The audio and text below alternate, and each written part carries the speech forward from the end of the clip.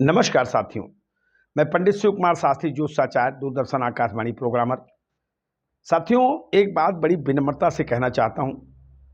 आज लगभग 2 सालों से मैं सोशल मीडिया के प्लेटफॉर्म पर अपने ज्योतिष और कविता की वीडियो बना करके प्रेषित करता हूं और मेरे चैनल को, मेरी कविताओं को, मेरे ज्योतिषीय फलादेश को तमाम लोगों ने बहुत पसंद किया और तमाम आप लोगों का सहयोग मिला। साथियों, मेरे पास इसके प्रमाण हैं कि आज तक मैंने जितनी भविष्यवाणियां की, वो चाहे सन 2025 की हो, चाहे 26 की हो, देश देशांतर की सारी भविष्यवाणी मेरी लगभग 95% एकदम से यथार्थ साबित हुई। बस 2026 की भविष्यवाणी का हमारा वीडियो देखिएगा तो मैंने कहा था तेल और गैस के दाम बढ़ेंगे, खाड़ी देशों में उपद्रव होगा, खेल में भारत नाम कमाएगा, संतों का विवाद जारी रहेगा और सरकार के नियम, कुछ कड़े नियम आएंगे जिससे उसकी आलोचना होगी और जनमानस सरकार के विरोध में खड़ा हो जाएगा। साथियों, ये सारी बातें यथार्थ सिद्ध हुई। एक ज्योतिषी होने के नाते मेरी भी मर्यादा है, इसलिए बहुत गहरी बातें नहीं कहता हूँ, पता नहीं किसको बुरा लग जाए और मेरे शांत जीवन में दिक्कत खड़ी हो जाए, तो इसलिए मैं बहुत ज़्यादा गंभीर बातें नहीं करता। लेकिन जो भी बातें करता हूँ ज्योतिष की सही करता हूँ। यही कारण है कि सोशल मीडिया पर कुछ लोग मेरे चैनल को एकदम से ख़त्म कर देना चाहते हैं। एक मुहिम चल रही है हमारे चैनल को, जो ज्योतिषीय चैनल है शास्त्री सरल के नाम से, उसको इतना रिपोर्टिंग करके या जो भी करके इतना खराब कर दिया गया है कि आज उसमें जो देखने वाले हैं, दर्शक हैं, वो 18-19 के करीब आते हैं। मन बहुत खिन्न होता है कि ये चैनल बंद ही कर दिया जाए साथियों। इसलिए आपसे निवेदन है कि आप मेरा साथ दीजिए।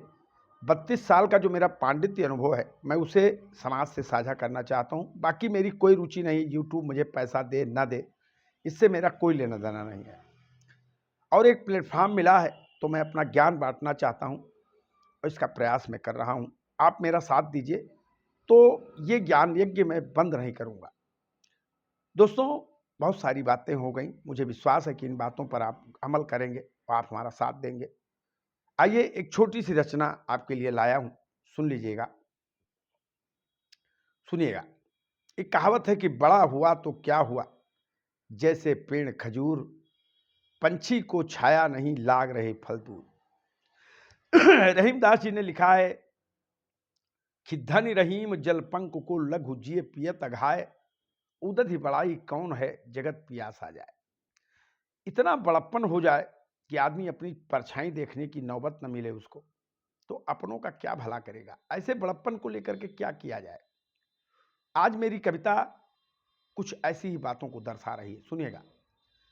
कि माना कि सारा सागर संसार डुबा सकता है, समुद्र सक्षम है, सारी नदियों का उसे समर्थन प्राप्त है। यह सत्य है कि उसके पास इतनी ताकत है कि वो चाहे तो सारा संसार अपने में समाहित कर ले। लेकिन एक प्रश्न खड़ा है, बहुत छोटा प्रश्न है कि माना कि सागर सारा संसार डुबा सकता है, लेकिन क्या एक पिपीलिका की प्यास बुझा सकता है। समुद्र का जल इतना खारा होता है कि एक छोटा सा जीव पी करके अपना जीवन नहीं चला सकता। ऐसे बड़प्पन से क्या लेना देना साथियों। समुद्र बहुत बड़ा है, लेकिन एक चींटी की प्यास बुझाने की क्षमता नहीं है उसमें, परोपकार की क्षमता शून्य है। ऐसे बड़प्पन का क्या करना है। माना कि सागर सारा संसार डुबा सकता है, लेकिन क्या एक पिपीलिका की प्यास बुझा सकता है। और भले कुचल दे बड़ी बड़ी औकातें अरमानों को, चाहे आदमी छोटा हो चाहे बड़ा हो, सबकी अपनी भावनाएं होती हैं, सबका अपना धर्म होता है, सबके अपने अरमान होते हैं, लेकिन हमेशा छोटों के अरमान बड़ों के द्वारा कुचले जाते हैं। इतना ही लोग कर सकते हैं। भले कुचल दें बड़ी बड़ी औकातें अरमानों को, तो सरल कौन है जो जीने की आस बुझा सकता है। सरल कौन है जो जीने की आस बुझा सकता है। अगर व्यक्ति के अंदर जिजीविषा है तो बड़े बड़े तूफान, अहंकारियों के बड़े बड़े तूफान उसे कुचल नहीं सकता, क्योंकि जन्म और मृत्यु ईश्वर के हाथ में है। और यदि आप आत्म संयम बनाए रखें, आत्मबल बनाए रखेंगे, तो एक दिन ईश्वर आपका साथ देगा और आप ही सफल होंगे। इसलिए साथियों, किसी का बड़प्पन देख करके, किसी का अहंकार देख करके और आप निराश न हो या अपने कर्म से पीछे मत हटें डर करके। यही इस कविता की प्रेरणा है। जय जय सीताराम, हर हर महादेव।